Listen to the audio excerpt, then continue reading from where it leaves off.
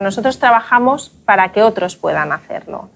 A partir de ahí, nuestro objetivo es conseguir el mejor trabajo para que el candidato sea lo más feliz posible.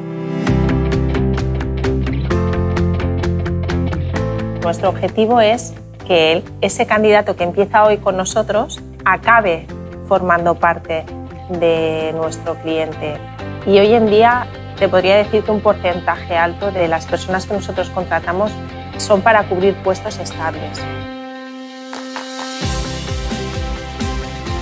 Nosotros tenemos diferentes líneas de negocio y puedes hacer carrera con Adecco.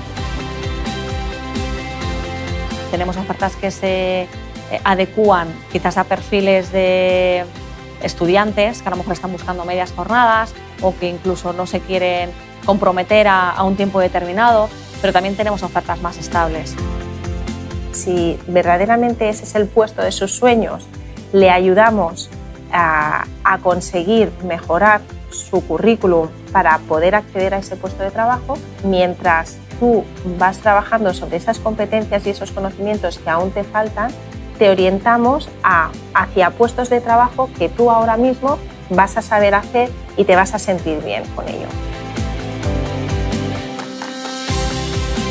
Entonces, creo que desde Adecco tenemos muchas ofertas de trabajo y en función del perfil y en función de lo que estés buscando podemos dar salida profesional. Somos gente muy normal, sencillos, gente abierta, gente comprometida, responsable, que le guste trabajar en equipo. Para nosotros es muy importante tener esa vocación de servicio. Te deben encantar las personas porque al final nosotros trabajamos por y para las personas.